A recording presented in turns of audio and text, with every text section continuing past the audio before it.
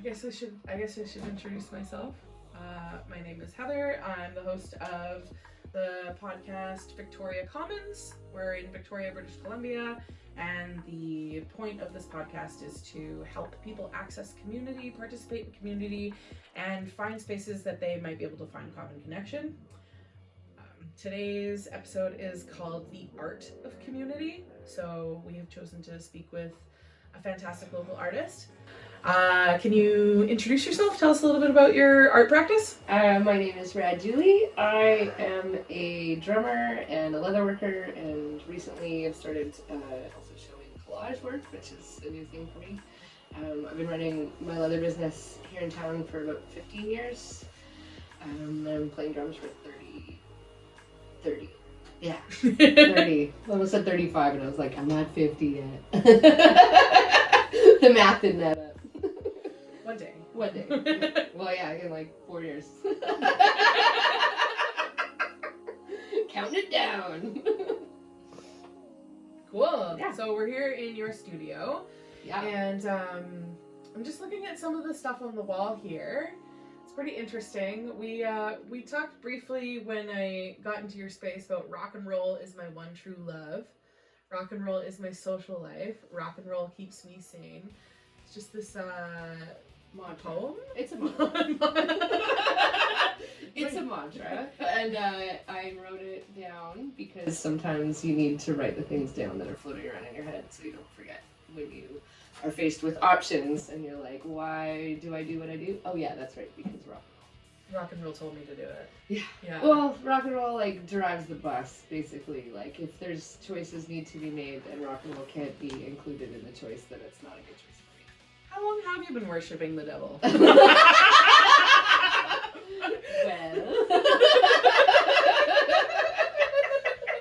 I've been participating in devil worship for quite a while now.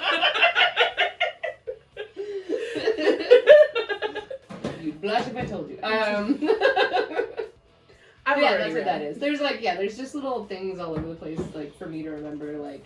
The other one is starting from this moment in time, you have to execute these things and nail it, which is basically, it's a quote from a drummer who plays in an experimental improvised band, and it's not jazz per se, but there's like 2 drummers and 5 other musicians, and they loosely compose, but when they're performing, like that was his quote about performing, like you have to just go for it and commit to the choices you're making and get it right. But that's what practice is about getting it right. And when you don't get it right, it's not a disaster. It's often a reason for, or an inspiration, or a development of another element of the music, or another element of the practice. So yeah, sort of, I think about that in terms of my business as well as with music. Cool. Yeah, nail it. Oh, sweet. And if you don't, it's fine, because, what's the worst thing that's going to happen? You'll, like, make a pivot, or you'll have to make a different decision. Like, if you make a mistake, you either rework it, or start over, or turn it into something else. Fail your way to success. Yeah, Yeah, totally. that's a good strategy. It's a really good strategy. Like, I'm made of mistakes, like, if you could walk out of the womb being like, well, I got this, then, like, what the fuck is the point?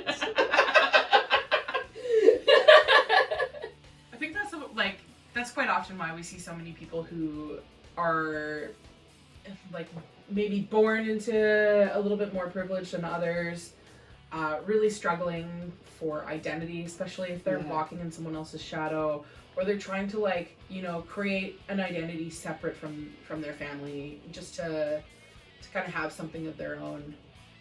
I don't know. Yeah, to establish your own signature and your own presence without the shadow or the influence of other people. Probably more of a dream for the people like that. Yeah. The rest of us were just like surrounded by whatever. You're like, oh, okay, what can I get from that? What can I take from that? What can I learn from that? It's all about bringing all those components in, right? Mm-hmm. All it takes is a little bit of rock and roll. Right? Rock and or roll. Well, music's a language, right? So it's like when you can find ways of communicating with each other. That's kind of the baseline. whether it's music or whether it's art or cooking or gardening or clothing or whatever it is. Totally. So we're talking a lot about the highlighting how community can make an impact in specifically in like the art world. Is there any art projects that mean a lot to you here on Vancouver Island, or that you've participated in, that you believe bring people together they might not otherwise? Oh, definitely. Well, the one I met you at. Yeah, I was right? gonna say that the too. Bridge, like 100%. And I could, like, the amazing thing is, so Ricky and Fern were like peripheral friends, and then during the pandemic, they like did.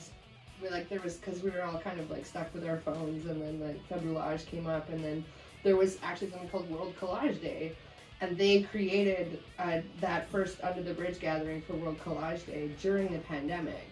Oh, cool. And it was amazing. It was like, collage is something I've always like kind of done on the side, and it was, I don't know if Ricky knew that I did art or just knew that I like was creative and was like, bring your stuff. And I was like, but I'm not an artist, like I'm not doing like 2D like that. And he's like, no, just bring whatever you got. And so I did like some, like I brought a bunch of my collage leather work, and then I also have collage as like my personal art therapy, which is amazing. And the pieces that I started doing were like huge, like 4 foot by 3 foot, like massive.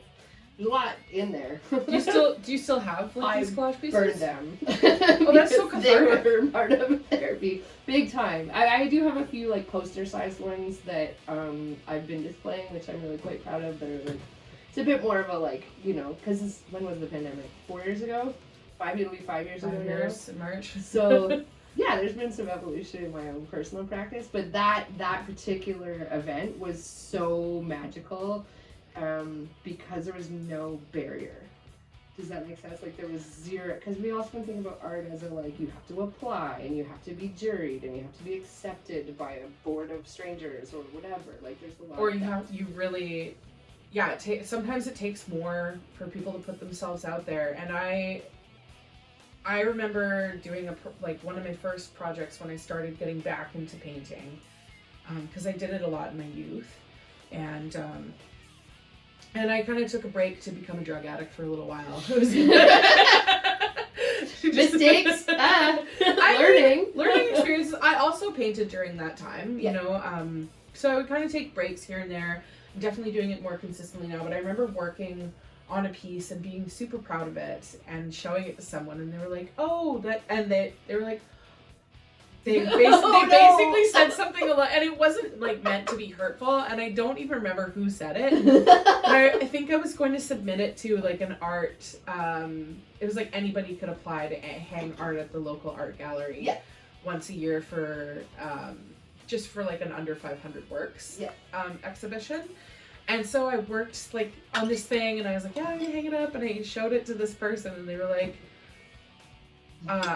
they were like, are you an artist? And I was like, oh, sort of. And I showed it to them, and they were like, oh, you're very creative. And I remember being like, what? And now I'm like, hell yeah, I'm creative. Like creativity is like at the helm. It's the driving force. That's your rock and roll. But I love rock and roll actually. I was telling the producer here in my vehicle that I was like, man, I get invited to so many like EDM events because of how I dress and like how I look, and like I'm very kind of like eccentric and artistic, and people are like, oh, come to this DJ thing, you're totally gonna love it. And I'm like, actually, Bird in the forest. Yeah, like, and these events, they have their own space, community access. 100%. For those. Super awesome. Amazing. Absolutely amazing. And I don't mind some like electronic music at all. It's just not my go-to. Like I'm gonna listen, like if I like casually want to put something on, like I'm gonna put on like the Pac AD or the Blue Stones or like the Black Keys, or you're gonna just put on a beat or like just anything. Like yeah, just feeling this 808 beat right now.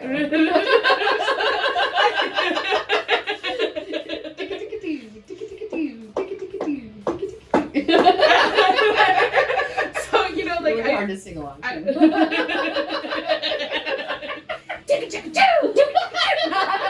There's ticket ticka twos and ticka tongues. Right? Just saying. Yeah, no, I really like to rock and roll. Like rock and roll is like it has a a place in my heart. It's like the only music I love dancing to. Like so I feel like an outlier at these events because I feel like aesthetically maybe I fit into that space, for the most part, or I feel kind of at home with the visual kind of components, but then I'm not connecting with the music the same way that I would with other like more alternative rock music, which or like blues or any kind of rock with other instruments, instrumental, more instrumental music. Yeah. So there's just something I think really primal about yelling.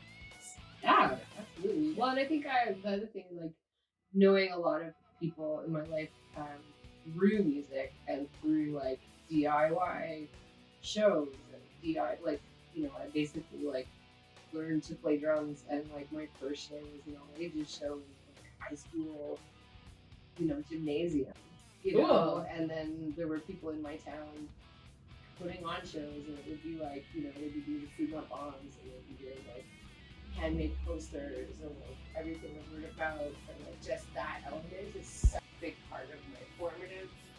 Like that's how I do things now. Basically, like I'm doing this event. I'm so actually going to show you the poster at market in February at Little Fernwood, and like I made the poster, but I literally made the poster. Like I don't know how to use Photoshop or whatever. I took some pictures and I printed out the names of all the artists that are going to be there, and I made the poster, And Hell yeah. to me, that's what, the bringing it all into all of the components. And then I'm sure there's someone in the community who's like has the skills and capabilities of turning that into like a file that you can share online. Yeah, which would be great. Oh, you haven't done that yet? No. Okay. No, I do have a scanner, but we're there. We're at that point. But other than that, I don't know. Yeah, that's how I would make a poster too. Yeah. I'd probably like draw something or paint something or collage. Like I have tried to do it with like Canva. Like I've tried to do I've done a couple things with Canva. Yeah, I haven't even tried yet. It's on the phone. I don't know. It's not creatively fulfilling in the same way. No, for me. But. And I think that the reason I got into doing collage is because I can't draw or can't paint. The things are in my head. I don't have the hand skill to produce with a brush or with a pen. So I turned to collage quite early on to sort of just get the ideas out, really. Yeah. Motivation. Cool. Scrapbook. Do you have any collage in this space? Just the poster. Can you show us the poster? It's behind you over there. If you go towards the door. Making it up, but there's a lot of things in between here and there. The little poster to your left. Keep going left. There it is. Oh wow! That's so cool. Oh, thanks.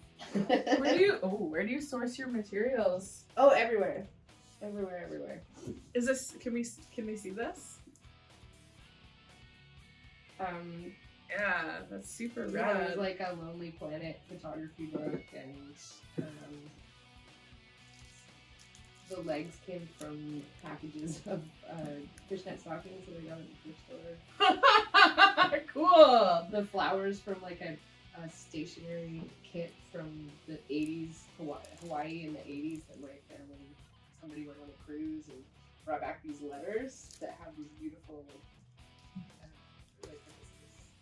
flowers, but in that sort of 80s catalog kind of drawing style. I was like, perfect. They look like they're colored pencil that's been scanned in. Yes. Okay. 100%. I know Nailed exactly it. what you're You know talking exactly what I'm talking about.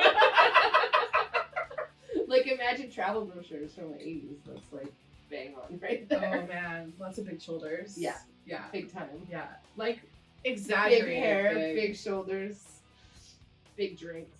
Yeah. This man looks like a pencil. So many pleats. some sharp shoes. Oh yeah. Stop. Oh man, I got to go to a David Bowie exhibit.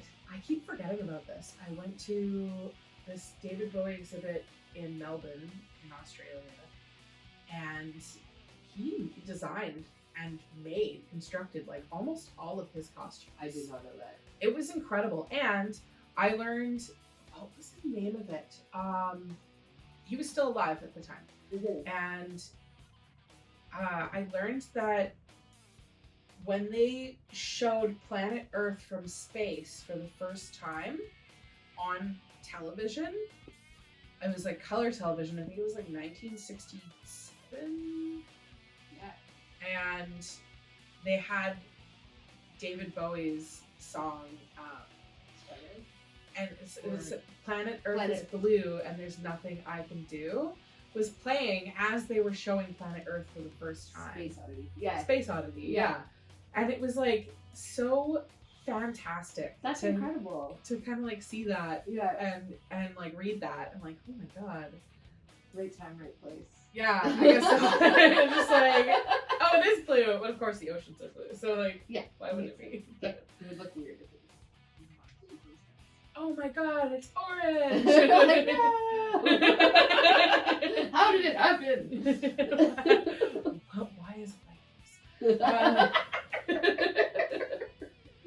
Cool. Yeah, I think that Under the Bay Street Bridge is a really important community event. Yeah, not only because we got to meet each other there, but like you said, it removes barriers to access in terms of, you know, like just showing your stuff. And it was one of the first events that I got to participate in here. I did have like a amateur kind of art showing at a cafe around the same time. But then, yeah, like checking it out last year, but 2023, I got to check it out and bring some stuff and just kind of like sat in the grass. Yep. With a couple paintings. And, yeah, which is like, why not, right? I love it. And a friend of mine was he's also an artist, and he was like, oh, can I bring some stuff? And he ended up selling a couple things. He has these shirts that he like silk screens for screen prints, and they're the Towers shirts. Get out! Have you seen these? No, that's amazing. That's totally amazing. It would look like a skateboard graphic, kind of. It's like two towers. I was thinking about wearing it today, and then I was rock like, the new towers. Maybe I should probably save that for like wear it to a community event where they'll see it and be like, what the fuck is wrong with you? Yeah, no, it's iconic, right? Like it is. Talk about actual like iconography and icons of a place. Like that's our like what a landmark. You know? Yeah. It's the worst landmark. So many sad history has happened in that in those concrete towers. Yeah. I know when I moved here there was a fire in there. There's been multiple fires. Oh, I'm sure there has. There's so many apartments. Like it's just I mean law of averages, right? Like you put like what is it, 700 or 800 people in one place. It's gonna be a fire. Is that 800 units? I'm guessing. It's a lot though. It's a lot. Yeah. Yeah, don't quote me on that. I might be exaggerating. But I do feel like it is that, a lot of averages. Mm-hmm. Totally. And we don't have to go there. Yeah, let's talk about that. It's not the community we are looking for. I've also like staged a lot of I've done a lot of like staging for farmers market events for selling alcohol, because I've worked with alcohol for a long time. Yeah. In that industry, and like just selling people alcohol. Yeah. There's that. Yeah, that's a thing that exists. Yeah, that's true. So like, just with my experience of like putting things together and doing a little bit of like merchandising, I went back this past summer, and I had this like crazy setup. Under the bridge, because you brought those lamps, which was amazing. I'm like, those were lamps that I felt like I'd seen in a dream, and then you had them there with your like and your beautiful like raccoon with Virgin Mary behind you. It was amazing. Is that the right one? Which Yeah. painting is the big one? Is the They're all the raccoons are all the same size, so 20 by 20. so amazing. We have them staged in the studio space that we're using. Yeah. For So filming. inspiring, right? I know. I have the candles. So my votive, I don't. What do you call those? They're votive candles. Votive candles. Yeah, they're like my emergency candles. That they have pride of place in the kitchen. Hell yeah. Yeah. So Very great. thank you. Absolutely. And your merchandising was amazing. I brought I do professional markets. Do big fucking shows, and then for that I brought a TV tray and a suitcase and was like, whatever. You want to buy some wallets? Yeah, totally. Wrote a book. Anyway. I saw your book on your website. Can you tell us a bit about your website? Oh, the book or the website? Both. Oh, okay. Well, the website I've had websites in the past. I've also had I had a brick and mortar store for 4 years. Whoa. Yeah, really? actually. Yeah, on Bridge Street, where the BMX store is, next to the Red Kettle on Bridge. Right down the street from Louise. Parachute ice cream. Right next door to them. Yeah. Oh, right. Yeah, okay. yeah. So the BMX store is there, and that was my store for 4 years, and then I was downtown for a year. How did that go? It was. Okay. There's lots of learning, lots and lots of learning. As an artist, really challenging to run a business if you have zero business background and if you have an uncomfortable relationship with money. So. Noted. Yeah. If you are an artist and you want to sell your work and you don't have someone to represent you, take some really basic business courses. Take some budgeting courses. Figure out how much you need to survive. Try not to go into debt, but the thing I have learned about running a business is it's kind of like gambling. You kind of always have to have a pocket. You gotta have a little bit. I think they call it cash flow. In the business world.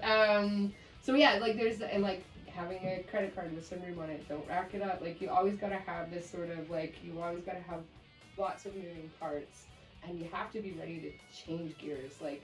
When I was given the opportunity to move downtown, it was a really, really challenging decision because I had spent 4 years creating buzz around my store in Rock Bay, which in 2010 nothing was happening down there. Yeah. Driftwood had been open for a couple of years, and Foyne had just opened. Wheelie's was not open. There was nothing down there.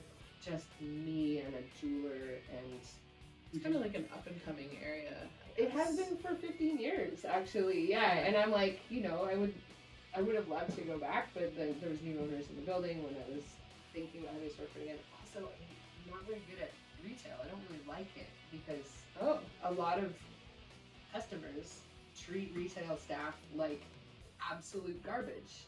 Whether or not you are actually the artist running the space, they just assume you're a minimum wage employee and can take whatever bullshit they want to dish out to you. I actually make less than minimum wage because I made all this shit here. Right? I was I'm making $2 an hour anyway, and you're being rude to me because why? It was really horrible. Especially when I moved downtown, it got worse. Of course. Because there's cruise ship fucking tourists who want everything for nothing, and they're like, well, I can get them cheaper in Mexico, and I'm like, do you have any idea how much it costs to live here? Do you have any idea? Yeah, it's crazy what the gap between what people think is happening and what is actually happening, I think is actually a huge part of the problem in Victoria right now. It's you need to be making $35 or $40 an hour to be able to live on your own and have a car and fucking eat.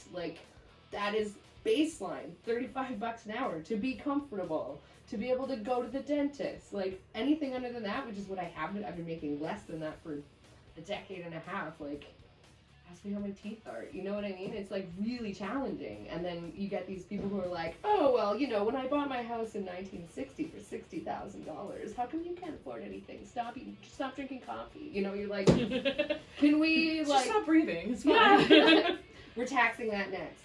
No, it's and it's frustrating because there's this massive gap between those that have and those that are trying. And those of us in community who are trying to do stuff, those barriers are very real barriers when you want to show your art, when you want to sell your art, when you want to be out there in the world. Every market costs money.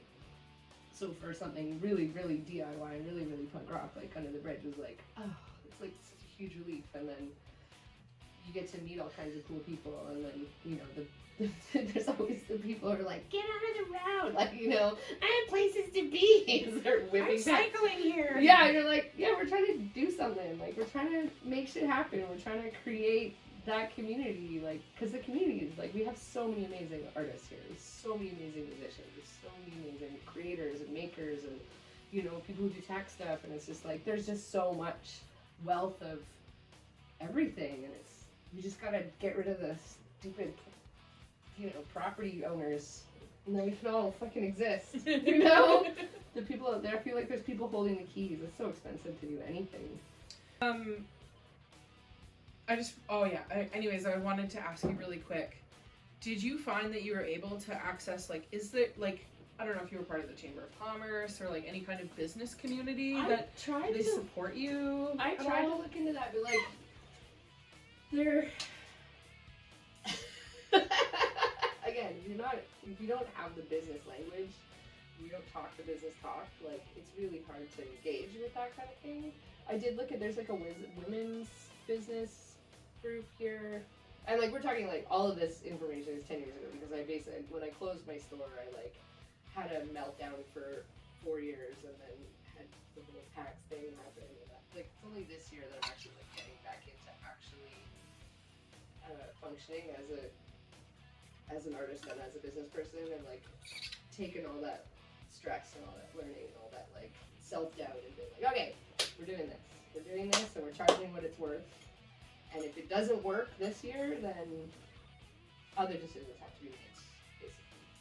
It's just been a really big uphill battle, and looking into any sort of like granting or like support or anything like that, it's like you have to be making a bunch of money already in order to qualify for anything, which is crazy. Like, yeah, and then if you're making too much money, then like, they're gonna charge you an insane amount of taxes. Or if you're making too much money already, they'll just give you more money because you're like, oh, look how much money you're making, have some more money. Like, it's like really bizarre. Like, to give the little guy a hand up is not really. Yeah, like you have to prove that you're profitable before they'll give you anything. Yeah, it's almost like saying you're worth something isn't enough. No, exactly. Yeah. It's like, how are you? Like, come on, look I'm amazing. Look at this dumpster fire. At least it's warm here. Can't you see what I'm doing here? I'm like, you know. Anyway, it's been an interesting learning curve, and I'm sure someone who came out of business school and had all that language would have been able to navigate that system, whereas I'm a little bit defensive about it because I didn't know how. Oh man, would you open up a storefront again, or is it because things have moved so much to online space? Do you think that's? I think just with the life that I want to live and the like amount of time I want to be spending doing things other than work, I wouldn't open up a storefront unless I was actually able to put someone else language to run it for me. Right? Because it's just you have to be there all the time, like all the time.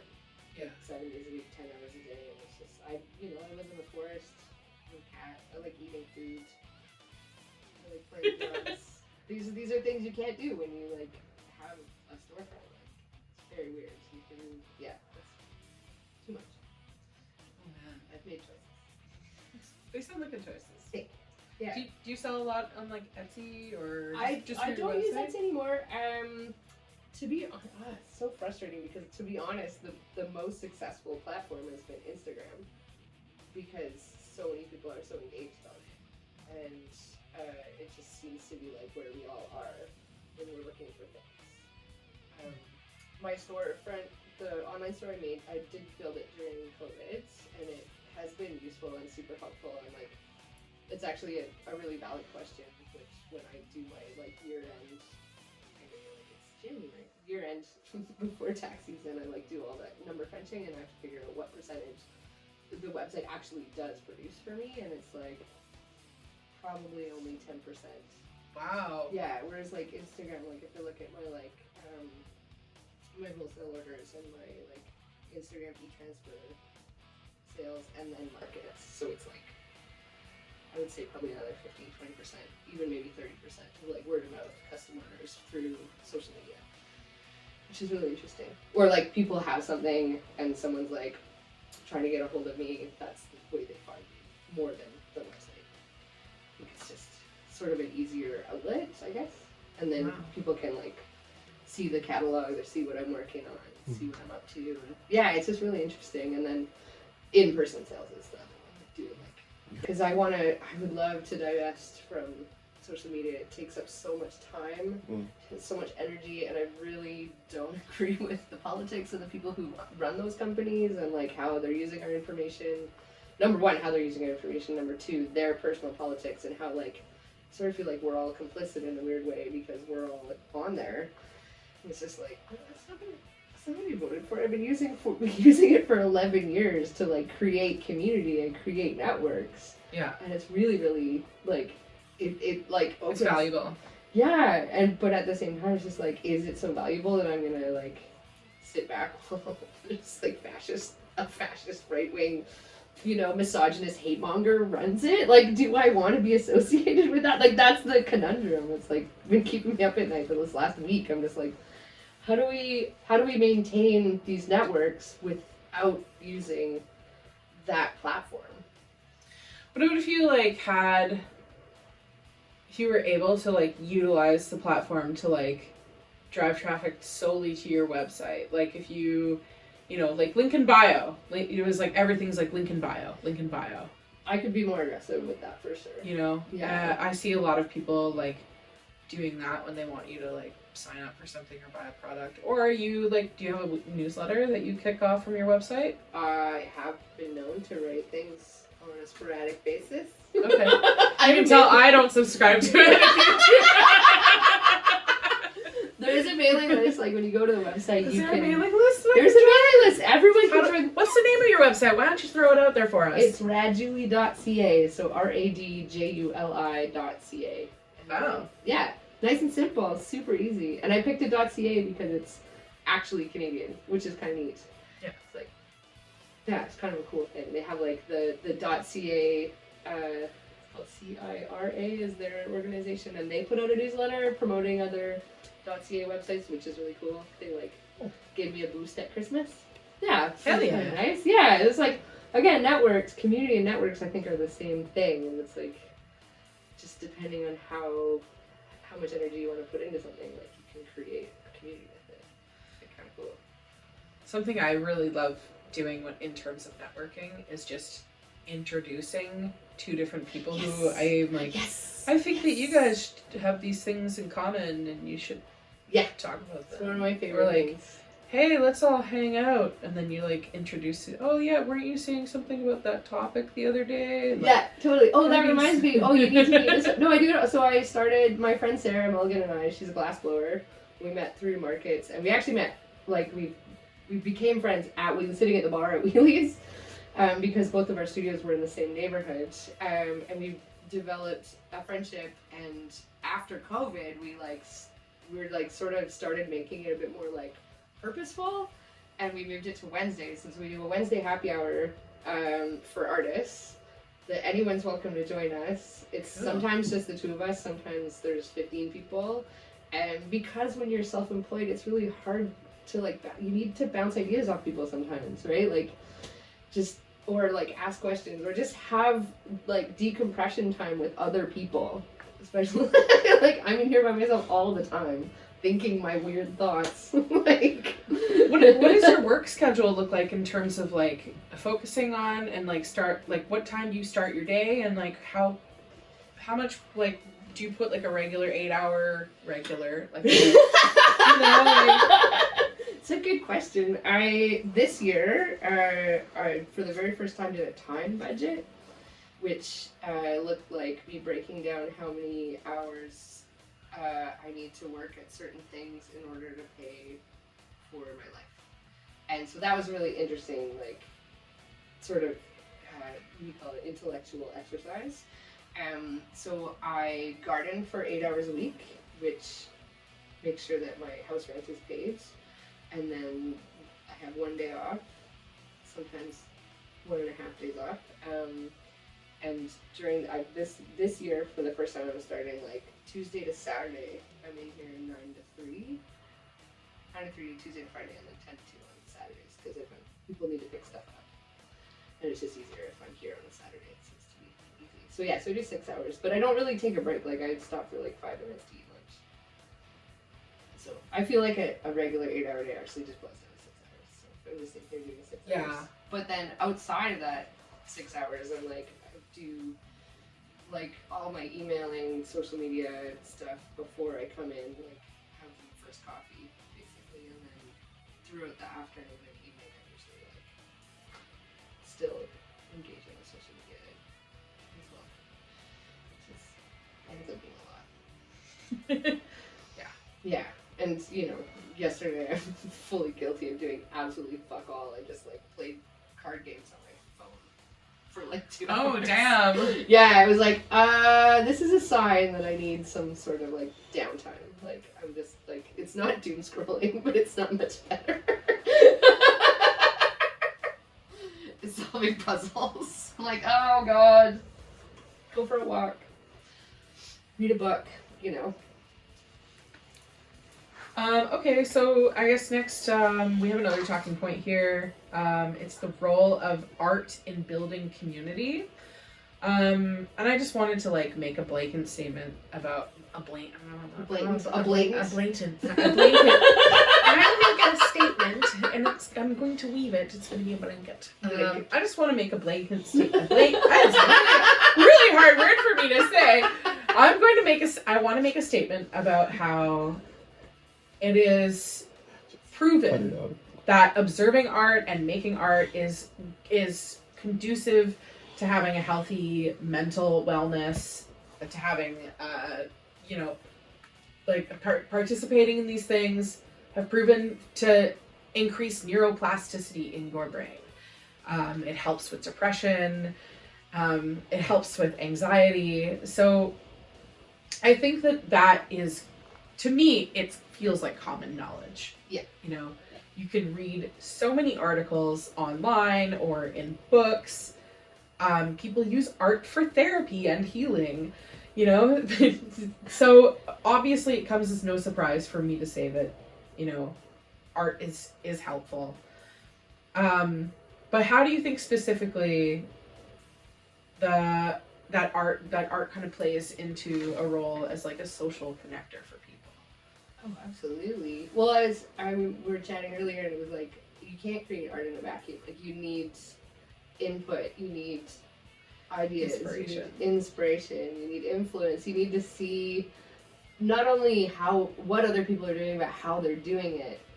Because, like, you're never going to create exactly the same thing as someone else, but, like, having those sort of touch points and, like, you're like, oh, how did they approach that? Like, I came up with this problem. And then reaching out to people, too. Just, like, you know, the other magical thing about social media is that, like, you can just literally, like, I saw your art and I loved it, and how did you approach this? You know, like, that kind of, like, bridges the gap in this wonderful way. Like, yeah, it's vital. The community in art.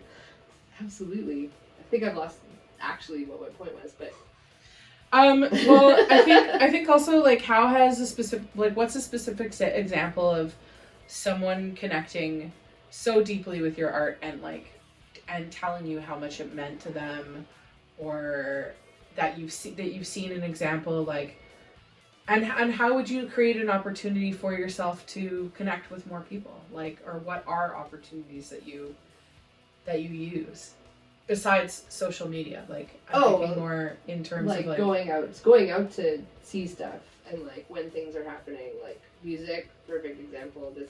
There's a show, go to a show, you know. Just go do stuff, go out there. There's tons of stuff happening. Go to art shows, go to the big galleries, go to the little galleries.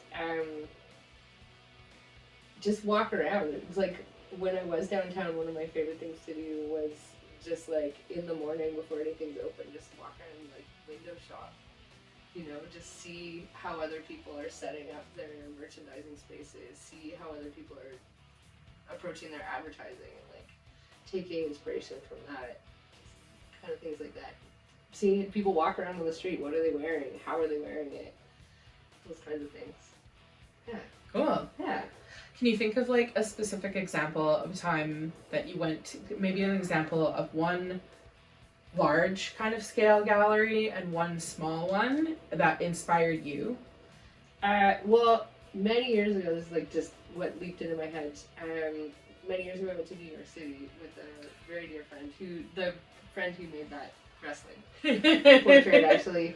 My friend Mara, when I first moved to Victoria, we shared a studio space together. And she now, with her partner, they run a graphic design firm. They do a lot of beer labels, and they redid all my logo and everything on my website, my new business cards. So her and I went to New York City, and we had 10 days and no money, and we basically went to art galleries all day and then rock shows at night. Like, we went to a show every night that we were there. It was so fun. And whether it was like, we saw Gibby Haynes for $10 at this weird little like underground, it looked like an office space in Chinatown. We were walking around once, and we just happened to be on our way somewhere, and we saw these lights in this garden, and we went into this garden, and there was a play in the garden, and we could just walk in and be in the audience. And the gallery scenario, like, we do have a really, really large amount of stuff in Victoria. Like, there's all kinds of little galleries that are not getting maybe they don't have the advertising budget that the Victoria Art Gallery has, or the Art Gallery of Greater Victoria, or the Legacy, or whatever. Like, they don't have, the small galleries don't have the budgets of those people, but there's still tons of stuff out there. Gallery Merrick is a great example. Yeah, Merrick Gallery is great. So cool. He's doing amazing contemporary art, like Indigenous, queer, like wicked stuff, and really, really like different every month, and like makes a big deal out of it, and it's so fun. Well, Joe is fabulous. Yes. So right, you're like that. I like that. But there's other things. I'm like, I don't know if Deluge is still a thing, but Deluge Gallery for a long time was the place to go on a Thursday night. Oh, interesting. I remember her name, but yeah, she used to do. They would always do their opening on a Thursday, and it was like go see and be seen, and always like really fun fashions and everything. What's the place on Douglas next to Working Culture? The bread shop. Oh, I haven't actually been in there, but that's like a cute market, like it's like a small shop. Doug Tom's just did a show in there, and my friend did like a... Oh, the 50/50. 50/50 Arts Collective? Yeah, totally. Yeah. Oh, that's another great spot. I've never been in there, but I have a friend that she did the sound component to that show. Sweet. Yeah, and she's like a sound artist. Yeah, the 50/50's been going on forever here. Yeah. It's all run by grants and volunteers. Oh, cool. Very cool. And then also the other magical thing is that building where the rock slide and the Victoria Tool Library. Oh, I love the rock slide gallery. So amazing. Yeah. It's like, we need more things like that. Like more buildings that can just be full of artists. And they're doing shows all the time in there. So. I recently spoke with, because I had that show at the bar at the Churchill. Yeah. And Kat, the bar manager, was saying that she's like, if you guys know other artists, I would love to hear from artists that want an opportunity to exhibit. That's fantastic. So like, if you maybe want to talk with like Sandy Pants and Fern about doing like a collage collective show there, like, because she likes to do stuff that kind of fits together. Nice. So she often will pair two artists to display at the same time. Right now, one of the co-owners of Hazel's Ice Cream is doing he's doing a show in there, and it's all like, it's really cool. I saw him hanging a bunch of stuff, and it's all like large scale fine art oil painting, like what? Like very beautiful work. The lighting isn't super amazing in there. I wish that they had a better, like maybe some better lighting, like to stage more pieces. But like, it's a pretty big space, and I ran into someone last night, and he was saying, he suggested, he's like, you guys should. He's like, oh, they should get some more like gallery style lighting if they're going to be displaying. If that's a thing they want to do for sure. Sure. And I love that they really have been like, they'll do like they'll prop it up on their social media, which is really important and good. But I think that it's also really cool that they offer like a free meal and 2 beers or ciders to Oh, that's wicked. to on because they have like a meet the artist night, so like a meet and greet. So it's encouraging you to get your friends down there to support their business.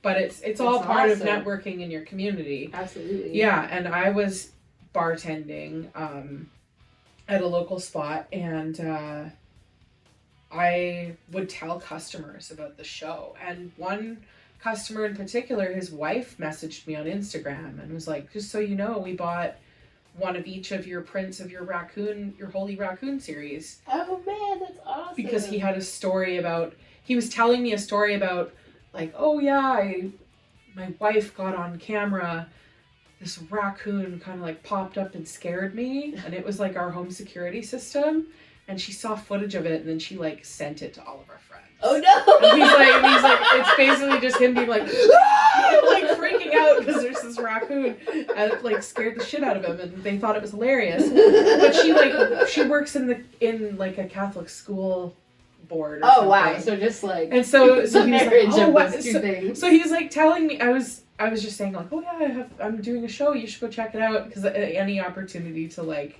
you know, to tell people. Yeah, like promo. yeah. Well, it's a shameless self-promotion, but also like, I just want people to connect with my pieces, and like sometimes, you know, my art's pretty silly. Like I'm a pretty silly person. It often has like a really like funny kind of component to it.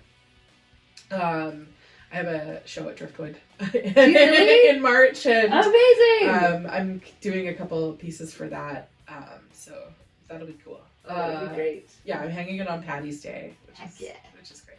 We have a group show up at the Spiral Cafe, actually. Yeah, I saw it. Yeah, I saw it. I took photos of it. I showed the picture of your collage piece to Nelson, and I was like, "This is my friend that we're going to see." Thank you very much. Oh, that's so awesome.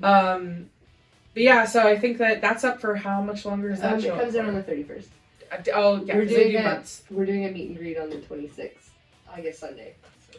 On Sunday? Yeah. Okay, I'll try to make that. Yeah. I also did a show at the Spiral Cafe in 2024. Yeah, yes. I did two shows in 2024, and that was the first one. It was in April, and I came back from Ignite the Arts, and that was really cool. In particular. Yeah. Nice. That's how I know. Paul and Julie? No, why do you know Paul and Julie? Of course. Oh, yeah, they're great. From Artswells. Oh, you went to Artswells. I played Artswells many years in a row. Wow. Mm-hmm. Yeah. Are you playing at Ignite the Arts this year? No, we did not play. Oh, I forgot about it. It's also like it's probably the last year. Just this printed thing.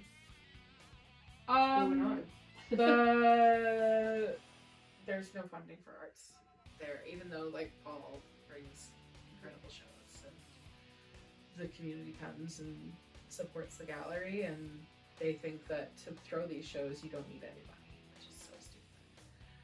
It's like, oh well, you generated all this profit this year from this show that you brought in, so you guys have lots of money, and it's like we have to pay people that work here. We have to pay ourselves. Yeah. We have to pay for the art to come into this space. Yeah. So like funding for the arts is really important.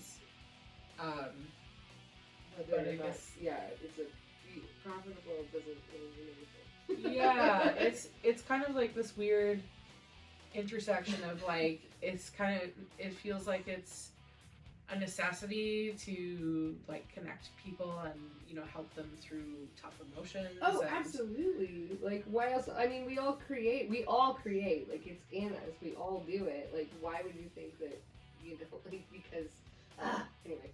Yeah. Sorry. No, I get really angry. That's so frustrating. Yeah. Because they work so hard. Paul has the most amazing. Have you ever been to their house?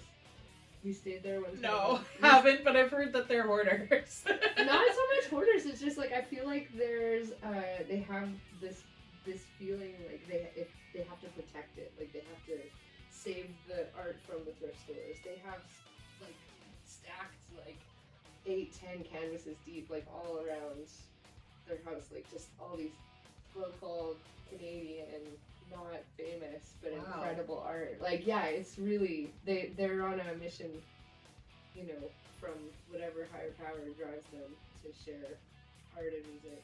That's pretty amazing. They're really amazing people.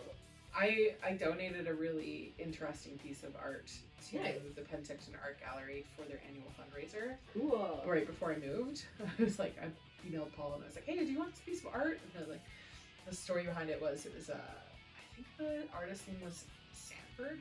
Okay.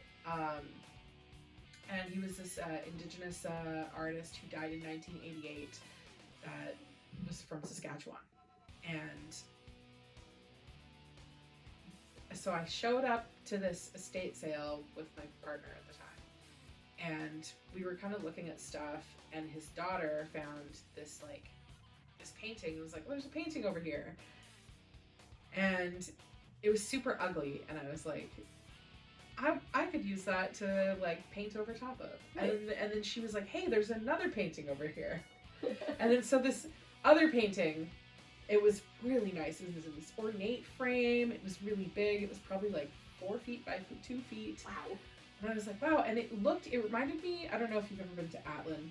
I have not, Northern but BC. I've been to the Northwest Territories. Okay. I imagine they're Completely different. Mountains. I've seen pictures of Atlin. I really want to go to that pub that's there. It's like the 4-seater pub or something on a lake. I don't know. Oh. Yeah. It's like I've probably been there. yeah, but probably. It's drunk. like the place to Softball go. tournament or something. we was like a late season softball tournament in Atlin every year. The softball Yukon is like huge. And then so a bunch of teams go and we play like in the frost. Oh my God. It's like really shitty. And you just basically are like drunk the whole time. Singing karaoke in like the weird curling club center or whatever. It's like super bizarre. So Atlin they call it Little Switzerland because there's this like mountain. Okay. And it kind of like the whole town is like built kind of at the base of this like mountain, or you can see it right from town, and then it like reflects into the lake, and it's just like very picturesque. You know, if you look at like a postcard, and you're like, that's Switzerland, it might be Atlin. And so this very beautiful painting was like, there's this house and it's on a lake, and there's like these trees, and there's a mountain in the middle, and it's like, you know, and I was like, oh, this looks like Atlin. It's so like, and it was done a little bit more like, the style of it was different than like a Bob Ross, right? You know, which a lot of people were practicing painting from. Oh yeah, you he know, inspired lots of people. He inspired so many people. Yeah. This was not a Bob Ross painting. This was very different from that. And I remember like seeing this and this is really cool. And I asked the guy, I was like, how much for this painting? He's like, well, that painting has a story. And I was like, okay, so like, how much is it? And he goes, I couldn't part with it for less than $150.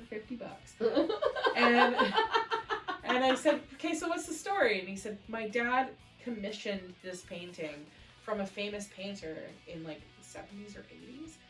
And he asked him to paint British Columbia. And the man said, I have never been to British Columbia. And so he was like, well, I want you to imagine British Columbia and paint that. And this guy, Sanford, is the painter. He's this Indigenous painter. He doesn't usually paint scenescapes like that. Like, right. So it's a very like unique piece. I have no idea what it's worth. I imagine, like in my mind's eye, I'm like, if I was a collector, it's probably like a few $1,000s. Right. And he goes, but the most interesting thing about this piece of art is that this man had no arms. And I'm like, what? Like, surely that can't be true. And he goes, he was a mouth painter, and my dad commissioned this painting from him. And like, this estate was huge. It's like, in Naramata, like overlooking the water, like really. It's a scene. Yeah, and so I was like, it is entirely possible that this man commissioned like a mouth painter to make this from Saskatchewan and make a painting for him. Like, sure, and it's in a very like ornate frame. Yeah, like really well constructed, like wood, and it's like gilded. It's like gold, and fancy, like and yeah. and I'm like, okay, and then he goes, so I want $150 for it, and I said, well, I only have $20, and my partner at the time was like, would you sell it to us for less? And I was like, only $20, and he's like, would you take 50 for it? And the guy was like, I'll take $50 for it. And so we got this painting, and then I did research, and I was like, because I was like, sure, this guy's not a mouth painter. Like, what is this? And my boyfriend at the time, he was like, oh, I know that you really wanted this piece. You can have it. So I had it, and I hung it in my home. Amazing. And then it was like, it didn't fit in with any of the other shit that I had. A very like bohemian, like, style. And so I looked it up, and he was not. So the story the guy told us, he goes, he got hit by a train and lost an arm, and then his girlfriend cut the other one off, or something like that. You're like,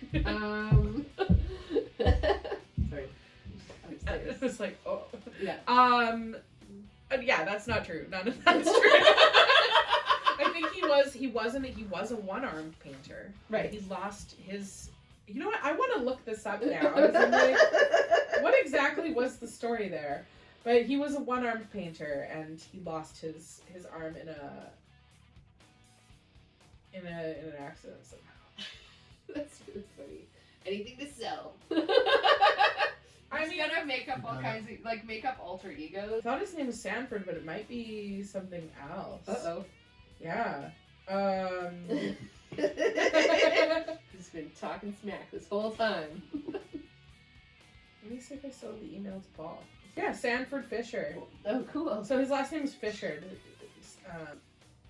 Okay, he did do other murals that I'm seeing now. At the time when I looked him up, it was like not at all. Born in 1927, entirely self-taught, popular and prolific prairie artist, often painting scenes from his early life on the reserve and its surrounding landscape long after he himself had relocated to Regina, Saskatchewan. Shortly after establishing his career as an artist, Fisher has had his painting arm amputated as a result of an accident. Confined for his family while still recovering in hospital, he began painting with his other arm and soon was able to achieve the same popular realist style as his previous work. Favorite subjects included family life, farming, and hunting on the reserve and the prairie landscape. Born in 1995 in Regina. Yeah, so he was a one-armed painter. Like, had to teach himself how to paint with his other arm. That's insane. That is so insane. I would just be like, just end my life. I'm done. My family can provide for themselves now.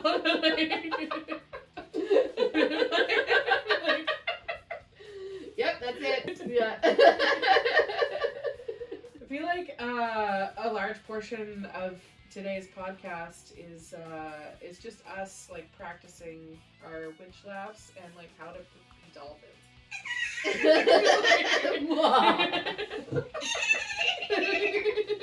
That is the way forward. More laughter. More laughter. That's the like secret to everything. Connection through laughter. One of the chapters in my book actually is about laughing. Yeah, tell us about your book. Oh, okay. So it's called The Rad Guide to Being Rad, and when I was 40, I was like, what have I learned so far? And it's like a collection of anecdotes and like heard advice about how to just be a nice person in the world. But one of the chapters is about laughing because, as you know, I have a very loud laugh, and I feel like if you walked into a room and you heard me laughing and you wanted that, you could come over and join. And if you didn't want that, you'd be like, she's over there, I'm going that way. So I sort of like call it like a beacon and a warning. I can connect with that. Right? Because sometimes you're like, oh, why am I gonna say that right now? We're like, most of the time, it's a yes. Yeah, I'm sure there's some people who are like, too much. That's fine. I've been referred to as that's their choice. That's not my problem. I've been referred to as the unhinged woman. Yeah. At comedy shows. Yeah. Like, the unhinged woman in the back. I'll be the loudest one in the room. That's you'll be unhinged over there. I'll be the loudest one over there. Oh my god. Or we can sit together and then just fucking be like, what is this weird thing that's happening? Joy. It's called joy, Heather. Yeah. Just a little bit. It's the secret, and it's the secret to living a good long life. I think is to like develop a good belly laugh, because it's true. If you laugh, people will laugh with you, right? Like, what's so funny over there? We were actually went back to New York in September with my friend Masha and our friend Lauren, and we were all three of us. We met up at the MoMA, and they have a really fabulous cafe. I want to go there so Let's bad. go. We're going back. When? In probably August, September, something like that. It's my slowest time is August, so I'm trying to, late August, early September. Fun. Yeah, New York, Toronto, or New York and Montreal this year. We did New York, Toronto last year. Because if we get a posse, then we rent the house. Anyway. Yeah, let's do that. So Masha and I were like sleep deprived because we did a red eye and then caught the train and then the ferry into town, and we met Lauren and she wasn't jet lagged but she'd come over from London like in England like 2 days prior, so she was still kind of like getting her like timing, and we hadn't seen each other in like years, I can't remember, me years, Masha months, and we were having this lunch with wine, of course, because fuck it, we're on vacation, in the MoMA cafe, and we were having such a good time. Like multiple people came over and were like, I wish we were sitting with you. I'm like, fucking pull up a chair, there's still, you want us to get a glass? Like, I was like, why not just come on over? Like, sounds like you're having a good time. We are, join us. Like, come on, right? So it's Do you like having fun too? Sounds like you like having fun. Yeah. Our waiter was like, this is the best. Because we were just like, more wine. Oh, hell yeah. Right? And then we're laughing, we're teasing him. And it was, yeah. It was You're like, oh, the bill's $600. Worth it. Worth it. Oh, man. Laugh, the world laughs with you. I love that. Laughter is, I don't know if it's medicine or if it's a diagnosis. Well, I feel like you wouldn't be able to do it if it wasn't good for you. You know? Like, crying is really good for us as well. And, like, I think, yeah, it's like another way of connecting with people. It's just being able to express emotions. Like, if you're always neutral and bottled up, like, how would anyone know how to talk to you? Like, you're smiling, someone's going to want to talk to you. If you're crying, you're doing very good, you know? Yeah. If you're frowning, people could fuck away from that person. Is it me? Is it something I said? But it is, yeah, our facial expressions do give an entry point. Dun, dun, dun. Is there any current community projects that you're involved in or things that you're doing to like share your skills with people? I'm doing lots of things. Tell us about those things. So first on the top of my list is doing a collaboration with 2 Indigenous artists. Hopefully working into something much bigger, but we're starting with a line of fashion pieces that we're gonna showcase in May, and it's an Inuit artist and an Anishinaabe artist, so we're like collaborating on those things. And in our long-term project, we might have a musical component as well. What? Involving traditional drumming, traditional throat singing, and then whatever drumming I can add to what they. Yeah, we're gonna collaborate on some sound pieces as well. So that's like a long-term project. In the short term, doing more collage, which is what Fern and Sandy and Claire are calling the collage. Like the 3 of them have rented a space in the Rockslide Gallery. Yeah, I went. That's where I met Sandy Pants. Nice. It's a really cool space. I'm really excited. I was gonna say, if you haven't participated yet, there's still I want to do there's a paper group show that is going on. Like there's like multiple making days until the end of the month, and then multiple I don't know. We can talk about it after the pod. Like, yeah. come up with an afternoon that we can go do that because Let's talk about that. it'll be super fun. So yeah, so I'm collaborating more with those guys on some other stuff, and I imagine we're gonna do more under the bridge type things. I'm always up for collaboration because it's like it pushes me, right? And like I can be very much in my own head here with the like work list and the, we have gigs and I have markets, but it's really nice to have other stuff come out of the side. Yeah, like the show at the Spiral was a total. I was like, me really? yeah, it's cool. Okay, great. I love group shows too because you get the chance to like just meet so many other people. Yeah, totally. And like see what they're doing and also assess whether or not you want to pitch them with a collaboration. Like maybe you really admire their work and then you're like, oh, I don't think I can work with that person. You know, there's kind of the flip side of that is also like, I think somebody told me once in the sauna, there's lots of interesting things that happen in the sauna. What sauna do you go to? I go to a couple, but mostly you get around. I really like the Esquimalt pool. Has a late night drop in, and it's $2 for adults, so it's accessible price wise. So they do a $2 drop in Sunday through Thursday, so not Fridays or Saturdays, from 9 to 10:30. So I like going to that one. Yeah, and then Crystal Pool. Really big. It is. It's really big. And the steam room's really good. Nice. And I like the and I like the, you know what I really like is the lazy river. Me too. I like getting a noodle and just like floating. And you're like, and that pool is saltwater. Yes, it's partial saltwater pool. Yeah, super nice. It's a lot better on your skin. Sorry. So I usually go there or Crystal Pool just because it's like a 7-minute walk from my house.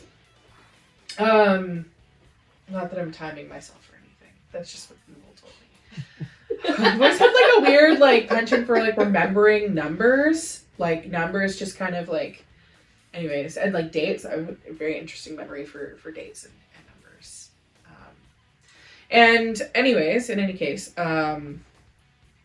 this man told me in the sauna that there is no such thing as bad people. There are only teachers. And I think I've shared that information before with people who don't agree because of their own personal experience with, suffering at the hands of people who have been wicked. That's a really nice way to put it. Yeah. And I think especially as a woman, I can agree that women can oftentimes be vulnerable, or they can suffer at the hands of those who are wicked. 100%. And so I think in the particular case that this man was trying to say is that there's a lesson to everything. 100%. And 100%, yeah. And and I think that so sometimes the lesson is like, even though you really admire someone, like maybe it's just not gonna work collaborating with them. Or maybe you admire something that they do, or you appreciate that person but you don't have good chemistry, and like knowing when you're getting those signs from yourself to say like don't interact with this person for whatever reason. And like there are specific examples from my personal life that I can think of like having to take breaks from family members. Yeah. For not to throw like a lot of people throw around the word narcissism these days. But like I can think of narcissistic traits or qualities that apply to people in my life, and certainly some that I've maybe displayed myself. So I think that I think it's important to when you are doing a group show with someone to also to lean into the connections that feel valuable, but also to listen to your intuition when it comes to like maybe protecting your own community space is protecting yourself from the connections that aren't going to serve you in the ways that they're not meant to. And I think an example would maybe be like people who expect a lot and don't want to contribute, which is something that happens. Having been doing what I do for so long, I have noticed that some people want to utilize my like perhaps if I'm doing it, then it gives them validity, if that makes sense. Like if I've been invited to do something and my name's going to be on the poster, it validates them in the eyes of the rest of the team. Oh, Julie's doing it because I have so much experience, and so that I've had that come up before. Oh, and it doesn't feel genuine. Not at all. And it doesn't feel like it's like they want you to be there. They just want your name to be there. Mm-hmm. That sucks. Yeah. Wow. Yeah, but it's like, you know, that's pretty rare. But at the same time, it's something to be aware of. Or like friends. I've had to like back away from friends who are like, you just always end up holding them up, giving them space, giving them time. And then when it's like, hey, I really need something, they're like,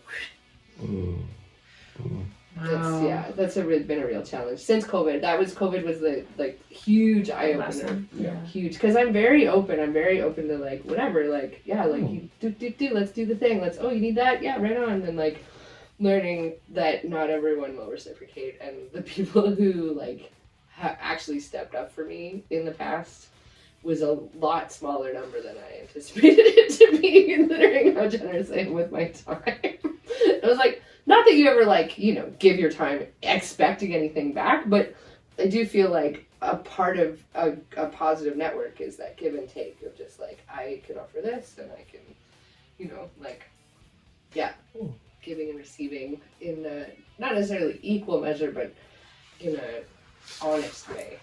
Yeah. Yeah. Yeah. But I like that protecting yourself. Yeah. It's a good way to think about it. Yeah. And it's like, because it's not negative. You just be like, that doesn't feel... Oh, we were talking about it earlier about jamming too, right? It was like sometimes you're like, oh, that'd be so great. Ooh, yeah, I know.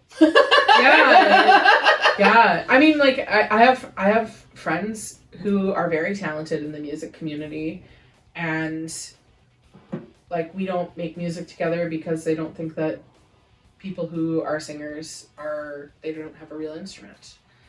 And I've heard that a lot from instrumentalists, like so many times. And then I have other people who Excuse me? Yeah, and so like as a vocalist, like sometimes you can like feel a little shy, like around, like do I want to come and like put myself out there? Like I've done lots of like a cappella kind of stuff, and I've, you know, like and I have a friend who I make beautiful music with, and nice. he's in Vancouver, and we haven't had a chance to get together and make music in quite a long time. We know each other from Revelstoke. We've seen each other in Calgary.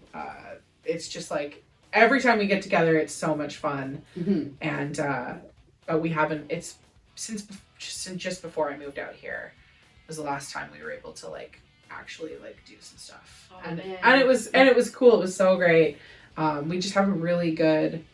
Yeah, we just have a really good chemistry, and there's been other people I've met, you know, like just through jamming and stuff, and you know, I've moved around a lot. Like I've moved so much. I've lived in lots of different communities, and I think that's why I'm able to kind of like I've been here for just over 2 years, but I'm like, no way. And people are surprised when they hear that, like, oh, but like You're present. You're very present. Yeah, like how you have friends, and like one of the first things that I was told when I moved out here, well, like, oh, you're moving to Victoria, like, good luck. Everybody there is really cold. You're not gonna make any friends. You're not gonna meet any men to date. You're not gonna. That is such. Whoever told you that's an idiot or a so snob. many people. They say that Victoria is a very closed off community, and. And no. I think, that's why I am an advocate for participation. Yes. It's the only way to access community. If you want to consistently show up to something, that's the only way you're going to like make bonds with those people is by continuing to show up and be there. And absolutely. Like, you know, and like making conversation and finding, you know, because if you're in the same space often enough, you obviously share common interests. Yes. You know, so that's how you make connection, whether it's sports teams or school, like education. A lot of people make friends at school. Totally. You know, like just joining a group and doing a thing. Like, I think sports is super interesting for that. Co-host, who was unfortunately our regular co-host for this show, is unfortunately come down with some sort of a sniffly No.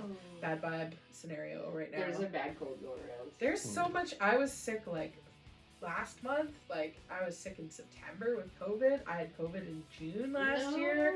I had COVID in December of 2023. Like Man, I feel like you're just like collecting them all. I was like, it's like I got. Where's the- your punch card? I think you're good. It's a bingo card, actually. I for infection, I 25. G for germs, G 36.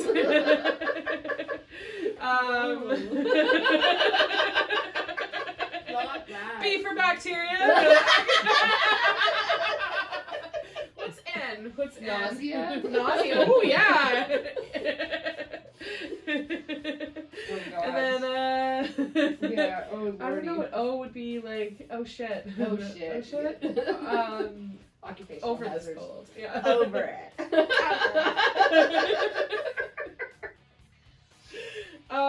Yeah, so I just wanted to give a quick shout out to Meg, the usual co-host for this show. Get well I soon. know she was really looking forward to talking about art. She has her background is like in theater and stage production Cool. and like creating sets, and like she has a bit of experience with that. She went to school for that, and she likes to do costume design specifically. So yeah, you guys should Bring her back. Yeah, you remember Meg, like from we all hung out at Pinhalla? Yes. Yeah. Absolutely. Yeah. Love Yeah. her. Yeah, she's really cool. Yeah. And I think that she was like, I might need a third job, so I don't know if you need some help with like production. I'll chat with her if you need help. Yeah, no, I do. I do. I have another friend who also she used to own her own clothing design company. Whoa. And she forgot about it, and then her dad was like, remember when you did this like thing with the, and so she was like, oh yeah, I don't know, like she has a lot going on, and so like sometimes I think she just kind of forgets about these other parts of her life that she's done. Like she's a baker, and she like does events a lot for like Amazing. serving, but and bartending and stuff, but like her passion is like food. But anyway, she used to have this business where she did like she's like a seamstress, and she did a bunch of stuff and altered a bunch of clothing and like, Amazing. had it shown in like a Salt Spring fashion show or something. Amazing. Or something. Yeah. Yeah. So she's looking for work too. I'd love to put you in touch. Sure. Yeah, if you need help. I do. The thing I need help with is cutting stuff out, so that would be awesome. Cool. Cutting things. It's not something you can just. Not any random stranger. I also have some experience. I'm also looking for work. I should like maybe put myself first. Yeah, I went to Skills Canada for fashion design. Did you? I did. Yeah. That's amazing. Yeah. I can cut things out for sure. I get really frustrated with sewing because I'm very impatient. Oh yeah. So I'd be like like screaming Oh and like man, yeah. I love sewing, but like the machine part is like only 10% of sewing. it's the worst part. I like Yeah. I like It's all the hand. preparation and everything that gets to the. It's all the lead up that you're. Yeah. Little friend over here. This Yeah. guy's old, hey? Yep. Yeah. Yeah. Probably 40 or 50 years old. Yeah. You see Yeah. it's that sand in there? In the little one, it's the tiny one is sand, so that if you have a burr on your pin, you just rub it in there. It's for. Whoa. Yeah. Not just a cute thing, actually Functional. functional. Yeah. Cool. Yeah, I saw that. I was like, that's a vintage piece. I can Sure tell. is. Yeah, definitely. Yeah, inherited a lot of sewing things from my mom. Is your family background does it incorporate in your family also? Well, my father and my grandfather were both engineers, and then my mom taught me how to sew, and has crippling anxiety around perfectionism, so she's a really challenging person to learn from. But her grandmother, my great grandmother, also sewed, and her mother, I was given her mother's sewing machine when I was 9. Which is that? It's not here. It's, okay. I've gone through many. There's been many sewing machines, and because of the thickness of the leather, like these are all really specific machines. Yeah. Like that one goes up to 3 mils. This one goes up to 7/8 of an inch. Wow. Yeah. This one I can only do 2 mils, but it's more for like sometimes I do like boat upholstery or like big bench seats, like leather bench seats, like I think it would have closed before we mentioned that there was a place called Northern Quarter, and I did these big church pews, and I made like they're huge, like these huge long cushions all out of leather. They're so beautiful. Cool. Yeah. So I don't do upholstery kind of as a rule, but I'll do it for friends. So yeah, so that machine for that. For those 3. We had one of these in the house that I lived in Dawson City. I rented from this this really interesting, very cool lady in Pontiac. And she was in her 60s. She didn't look like she was in her 60s. She was like, You're like, what's your secret? she's like, don't forget, butters included with rent. And she had this room upstairs, and she had one of these bad boys in there. And she's like, if you ever just want to like make a leather coat or something, help yourself. And I'm like, thanks, buddy. Super generous. Like, Yeah, probably not, but okay. Good to know. Yeah, and I used to, we used to Dawson City is a very interesting community. I really want to go there. It's not a city at all. No. It's like a village. Yeah. Like 2,000 people live there. Whoa, cute. And I think that's between like Henderson, Dawson, and West Dawson, maybe, like the whole area. But yeah, and then so they have this like weird, there's a bunch of like weird folklore around the town. Like, so in the spring you choose which side you want to stay on. If you're in West Dawson, which you have to take a ferry across to get to, Right. and then in the winter it freezes the river freezes over, Yeah. and you walk across it. It's like they have an ice bridge. So when the spring breakup is happening, you decide if you're going to stay in Dawson City and wait for all the ice to melt, or if you're going to like hunker down in West Dawson and collect like food and stay over there. And so Wow. people choose, and so like, she had this suite in the bottom of her house, and so I showed up in like April or May. I think I showed up in May, and she had somebody staying with her. She, oh, this is my friend. She's in West Dawson, and she's here just for the breakup, but also associated with the spring breakup. So like in the winter, people come together. Cuffing season. They Yeah. shack up. I know all about it. They shack up. Yeah, in the and winter. then spring thaw. And then they call it the spring breakup. Yeah, Because literally.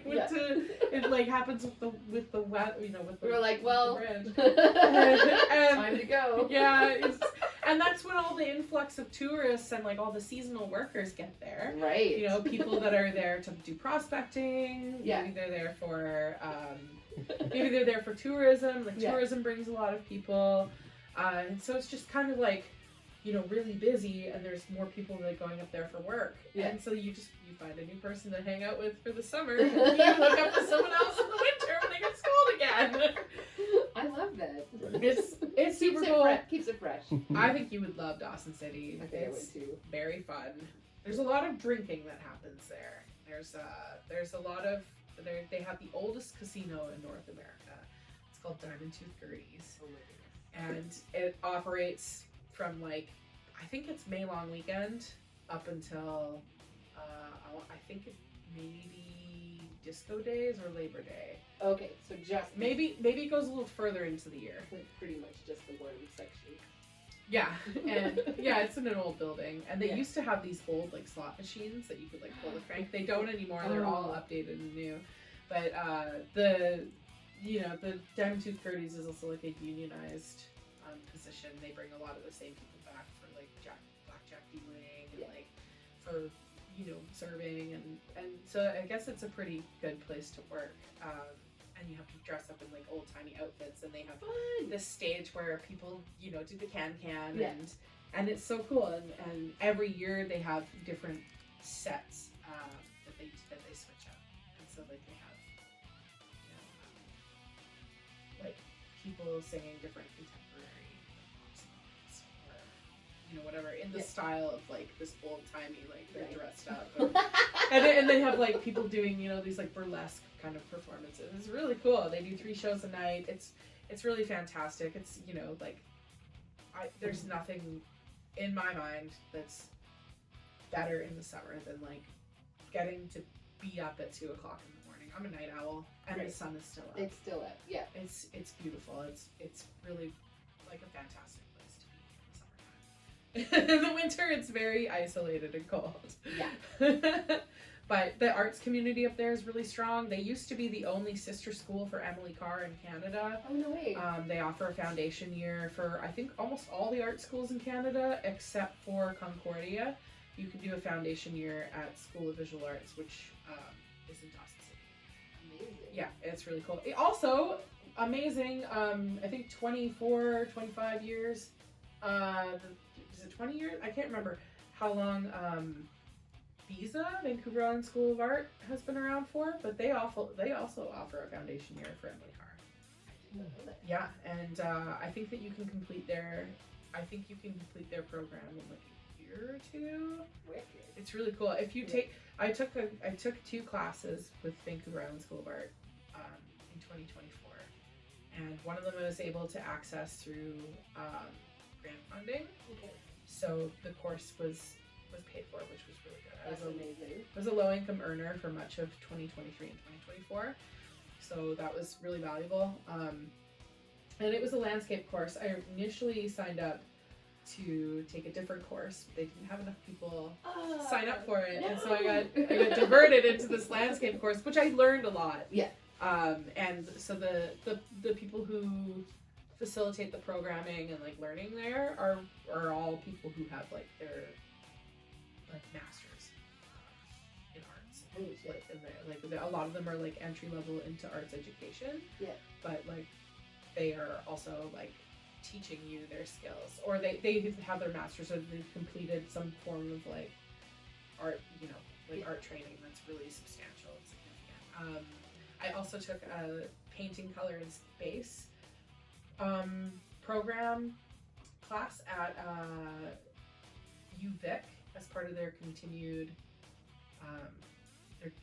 education programs that they have. Sweet. And Todd Lambeth, who is a local, he does, I think, like pop art.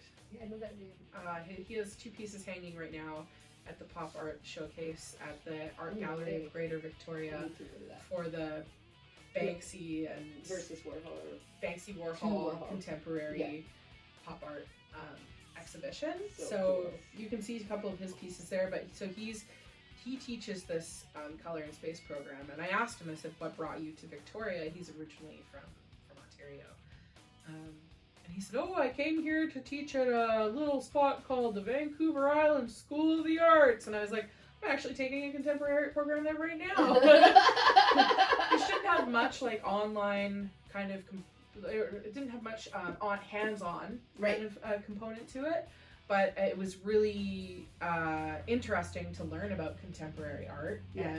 and the curriculum was really good, and I thought it was a really good program. I really enjoyed my time there. So Cool. it was really valuable for me, even though I didn't do like a lot of like hands-on like method stuff. Mm-hmm. That's what those other courses were, or the classes.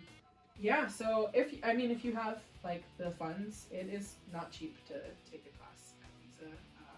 Some of them around like I think there are 6 to 8 week programs.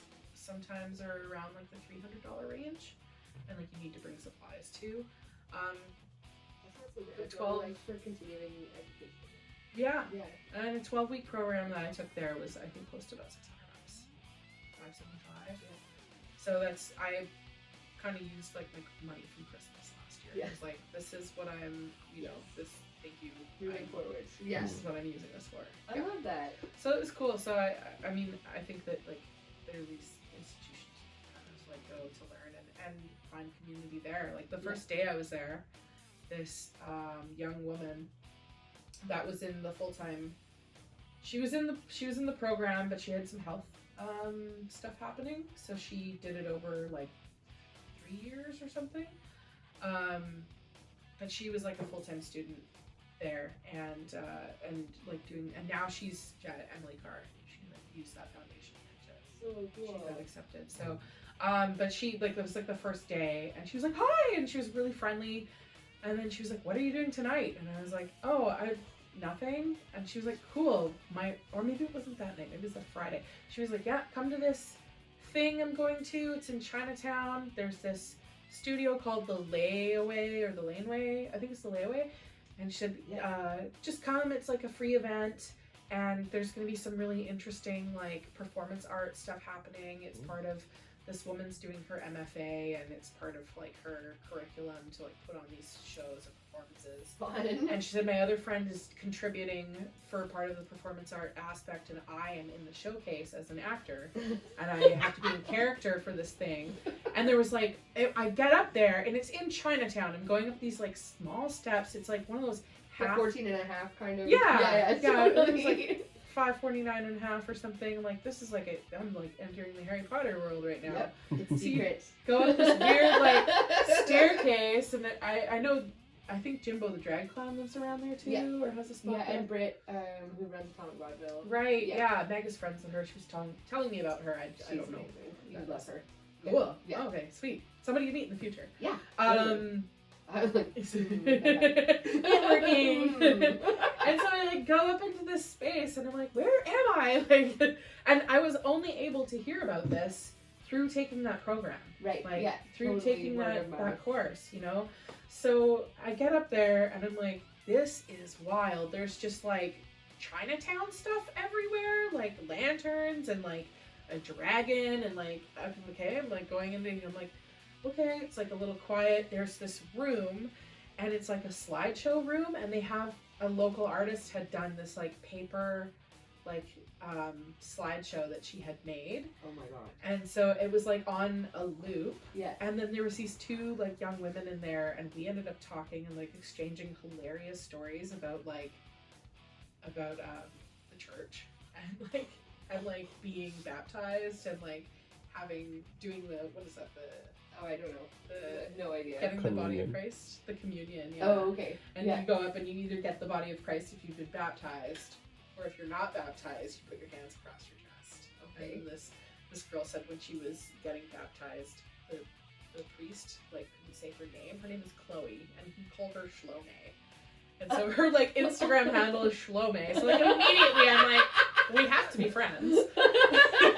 That's amazing. Which is so funny. And I was telling them that like I went to Catholic school, but I was not baptized. Catholic school that I went to had to let a certain amount of not baptized children into the school because it was partially government funded. Oh wow. And so we did this, like we went to go get the communion when I was in 3rd grade, and I remember like having, I didn't know what it was at the time, but it was definitely like an anxiety moment. And I'm like, oh, and so like I was like, so I put my hands out for the body of Christ. Yeah.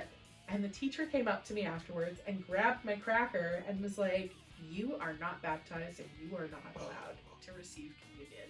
And she ate my fucking cracker.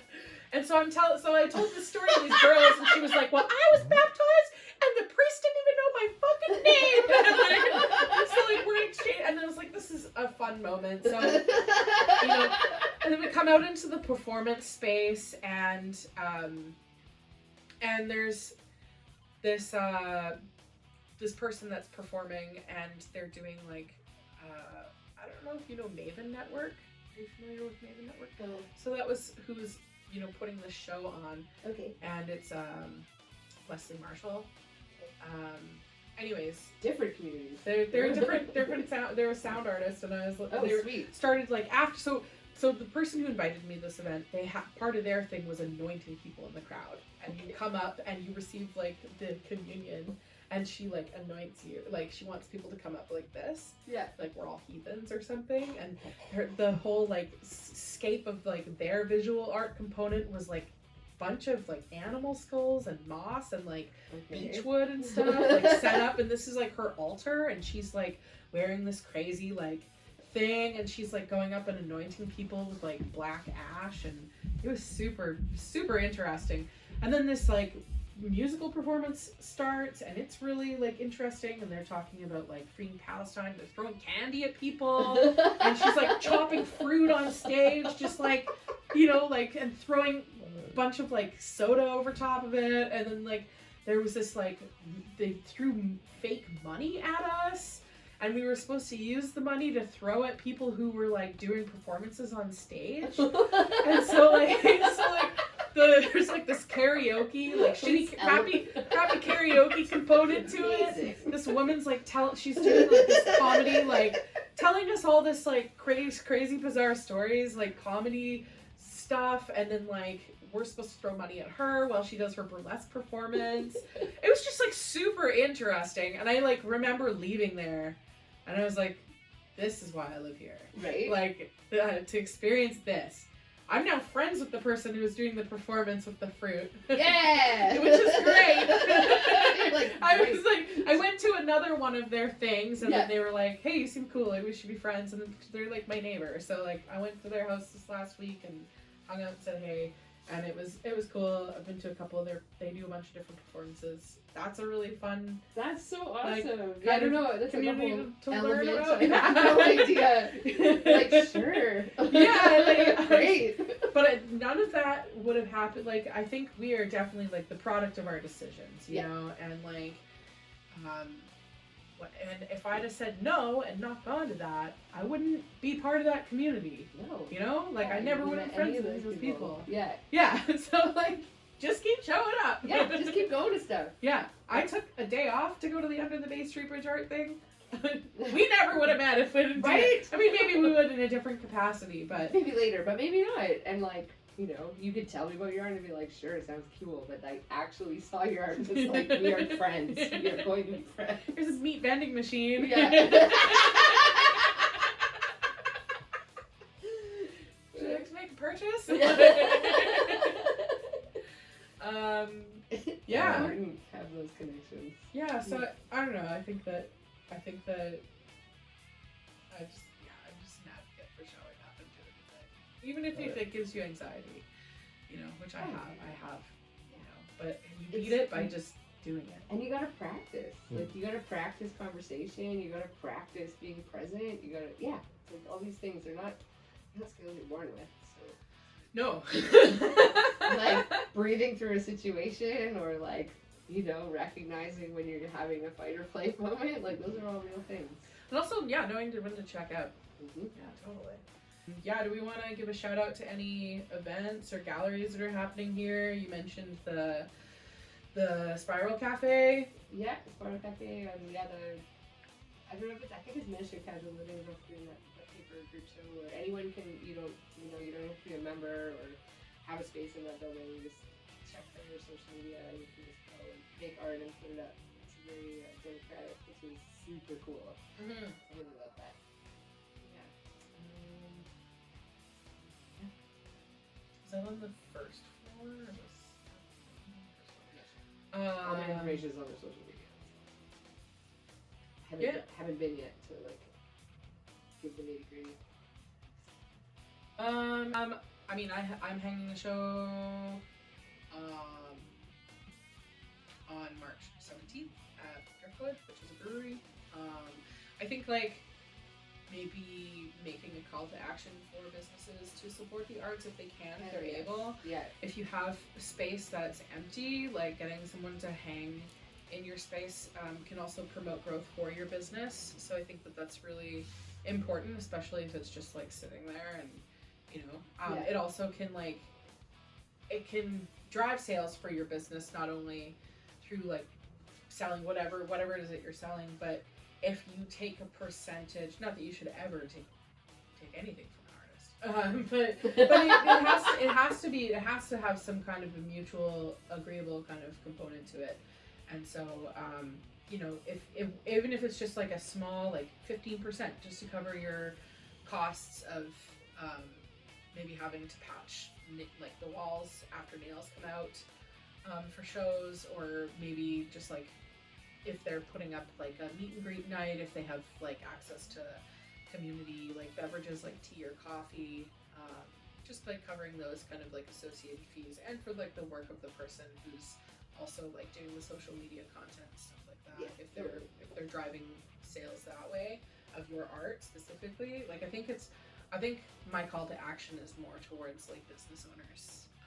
If you have the capacity to help out an artist, there's so many businesses that sit empty, like not businesses, but like buildings that sit empty, that are just waiting to be developed. And I know there's an initiative in Victoria that's been put forth, that I think by the city. I told a friend about it a while ago because she was talking about how it happens in other cities and she's never seen it here. Oh, like for art pop-ups? Yeah, it's called Victoria Storefront Pilot. And the project is about competing priorities for land uses in downtown Victoria are limiting the number of affordable and suitable spaces available to artists and small businesses. The current and higher historic average commercial vacancy rate downtown provides an opportunity to temporarily activate vacant spaces for artists and creative industries. So there's going to this pilot project, I don't know how far along they are in it as far as engaging artists or the public to start using these vacant spaces, but I think it's a really beautiful idea. And my barber actually told me that in a lot of cities around the United States where she's from, you don't see like if there's vacant commercial property, you don't see like just nothing in the window. She said that is utilized as an opportunity for artists to do a showcase, to put their stuff out there. So I think that this is like a perfect opportunity to do that, and I hope that it gains more traction. That'd be great. It's a really cool project. I know so many people that would benefit from being able to utilize space like that. Display space, especially like Victoria, even though like its downtown core has these empty spots. It is like a busy, kind of. There's tourists all year round. Like we have like an extreme summer influx, but you go to town right now, there's tourists. It's so beautiful outside. Yeah, Why totally. wouldn't there?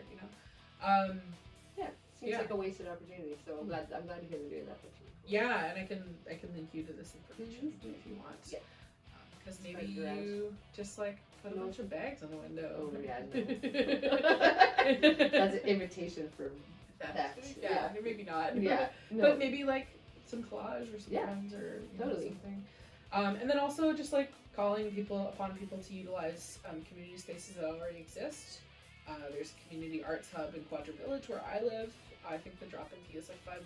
They have sewing machines. They do like they do nights where they teach people how to use sewing skills on their machines.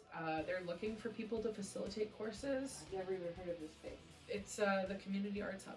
Yeah. They have, I think the Little Fernwood Gallery serves as a community arts hub here in Fernwood where we're currently filming this. Yeah.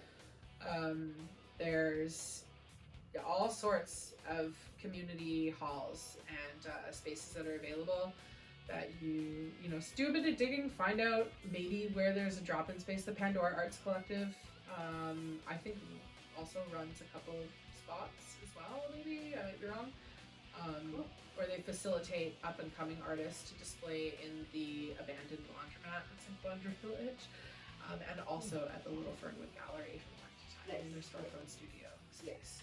So yeah, find these places. They do exist, and then go support them by bringing your art there, working on them, or volunteering as a community leader and sharing your skills with other people to bring them up to your level.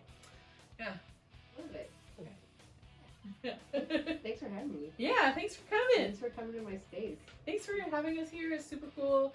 Yeah, I know Meg was really looking forward to hanging out. It was much Yeah. Round two. Round two. If you want to keep supporting our project, you can talk to us about what you would like to see moving forward, what kind of community you participate in, what you want to see more types of content of. If you really enjoyed us seeing the studio space and you want to see us chat with more artists in their studio space, that would be really cool too. I should stop saying Makes you approachable.